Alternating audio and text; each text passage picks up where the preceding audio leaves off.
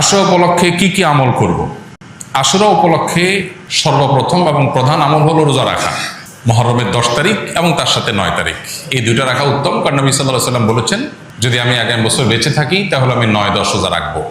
এই জন্য 9-10 রাখাটা উত্তম, এটা নবীজির স্বপ্ন ছিল, আকাঙ্ক্ষা ছিল। আর না হলে 10-11 রোজা রাখা, এটা হলো আশুরার প্রধান আমল। দ্বিতীয়ত, আশুরার এই দিবসের শিক্ষাটা গ্রহণ করা। এটা নিয়ে খুব বেশি আলোচনা হয় না, আলোচনা হয় শুধু আশুরার রোজা নিয়ে, ইতিহাসও আলোচনা হয়, কিন্তু আশুরার চেতনা কি, আশুরার শিক্ষা কি, আশুরা আমাদেরকে কি বার্তা দেয়, সেটা নিয়ে আলোচনা হয় না। অতএব আশুরা উপলক্ষে প্রতি বছরই আমাদের এই শিক্ষাটা ধারণ করা দরকার যে সত্যের বিজয় হবেই হবে, দুদিন আগে আর দুদিন পরে। আর অসত্য এবং বাতিল লাঞ্ছিত, অপমানিত, পরাজিত, নিমজ্জিত হবেই হবে, সেটাও 2 দিন আগে বা পরে। ফেরাউন শক্তিশালী ছিল, ফেরাউন ক্ষমতাবান ছিল, জালিম ছিল, তাই বলে তার পক্ষাবলম্বন সত্যের অনুসন্ধানে মানুষরা করেনি।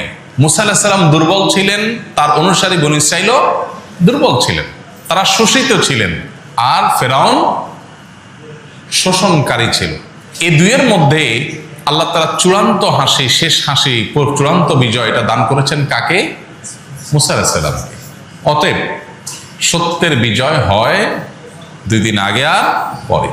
এই চেতনা, এই শিক্ষা মাথায় রেখে যদি আমরা চলি, আমরা সত্যের সাথে থাকবো, সেটা দুর্বল হলেও সত্যের সাথে থাকবো, সংখ্যায় কম হলেও। আমি শুধুমাত্র শক্তি, সামর্থ্য, দল, গ্রুপ, মতাদর্শ এগুলো দেখে, জোয়ার দেখে আমি চলবো না, আমি আদর্শের ভিত্তিতে চলবো। এই শিক্ষাটা আমাদেরকে আসলে দিয়ে থাকে। অতএব সেই শিক্ষাটা আমরা ধারণ করার চেষ্টা করবো ইনশাআল্লাহ।